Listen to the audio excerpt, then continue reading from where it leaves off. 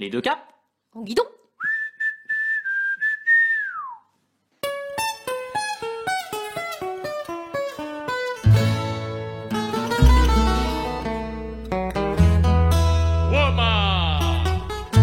Nous revoilà.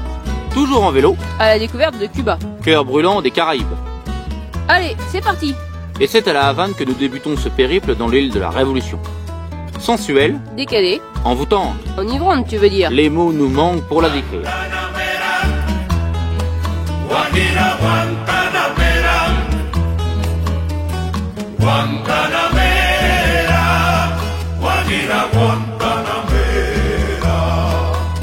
Peut-être que la mer et la musique sont les dénominateurs communs à toutes les facettes que peut montrer la Havane.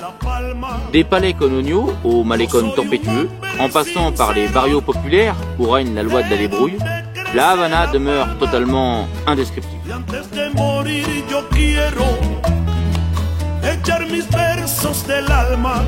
Et puis bien sûr, que serait Cuba sans ces superbes vieilles guimbardes de toutes les couleurs?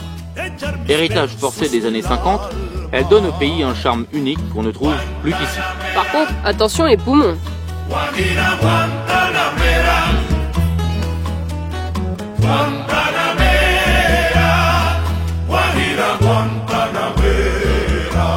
Mais allons voir plus loin et quittons la ville pour explorer les campagnes. Tout y pousse.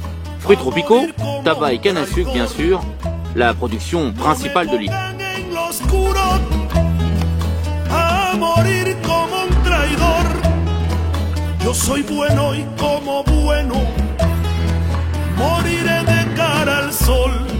Des routes pleines de charrettes, une agriculture encore très peu mécanisée et une vie rurale développée, voici ce qui marque les visiteurs qui s'aventurent dans les collines de l'intérieur, pour peu qu'ils échappent aux œillères touristiques. Mais question d'aller fouiller les endroits perdus, mais encore authentiques, faites-nous confiance.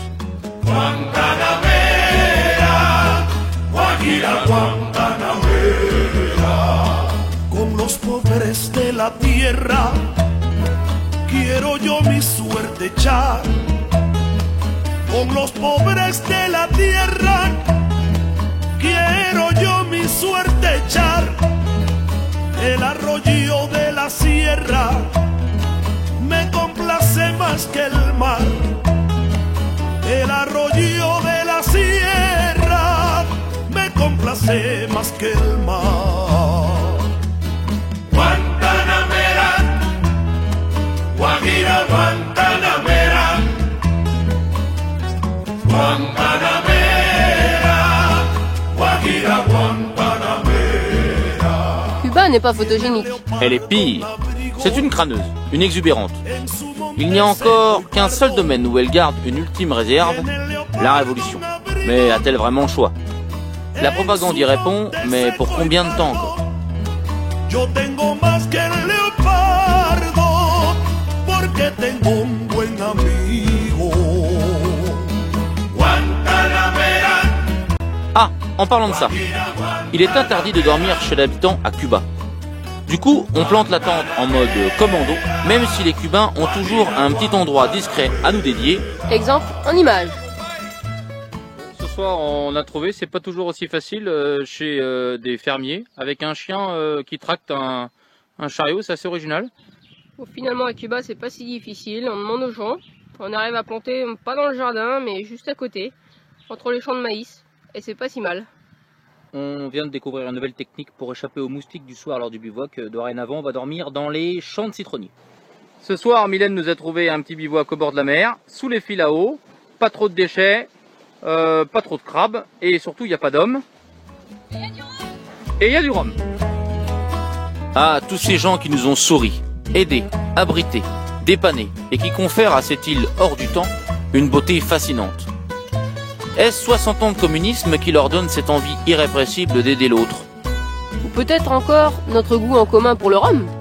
Il faut chercher la réponse dans leur tempérament, dans cette douceur qu'ils ont pour tous et qui restera encore longtemps dans nos valises. Vive les Cubains! Et les cubaines? Peuple d'un accueil exceptionnel, peut-être l'un des plus chaleureux que nous n'ayons jamais reçus.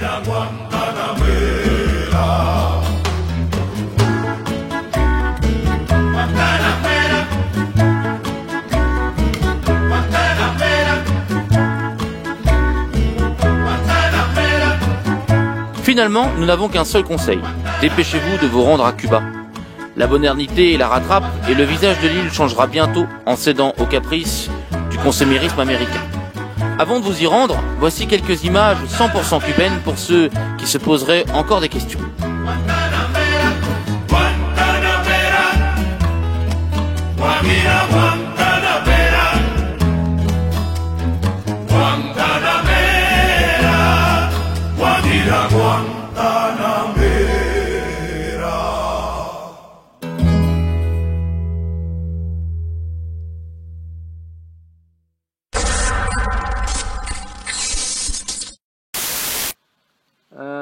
On est tributaire du panneau solaire parce qu'on a beaucoup de mal à recharger les appareils et celui-là vient de nous lâcher. Donc Mylène va se lancer dans une opération de maintenance électromagnétique. Bon bah Tim, il te reste plus qu'une pédale pour faire le voyage. Bon courage. Suite de l'avarie du panneau solaire, réparation avec un Cirflex. Voilà ce qui arrive quand on met le feu au champ, parfois ça brûle aussi le poteau électrique. Bon, réparation définitive du panneau solaire avec un fil d'étain, tout simplement. Lundi, jour de lessive, on a trouvé un lave-linge naturel, à savoir un pont sur une rivière, donc on en profite, hein, là c'est grand lavage. Le nouveau vélo mode avion de cap en guidon, tout. Dans un pays sous embargo industriel, faut trouver des solutions pour réparer les chambres à air parce qu'il n'y a pas de nouvelles, alors du coup on met une nouvelle valve. Non, Mylène n'est pas saoule. Elle essaye d'éviter les centaines, les milliers de crabes qui traversent la route. Il y en a littéralement partout. Apparemment ils sont pas comestibles, mauvaise nouvelle.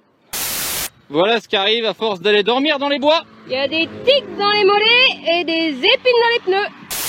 Los garrapatas, tengo mucho garrapatas. Voilà, c'est déjà fini. Maintenant, place à un continent que vous connaissez bien, l'Europe. Et plus précisément en Allemagne, mais ça, c'est une autre histoire.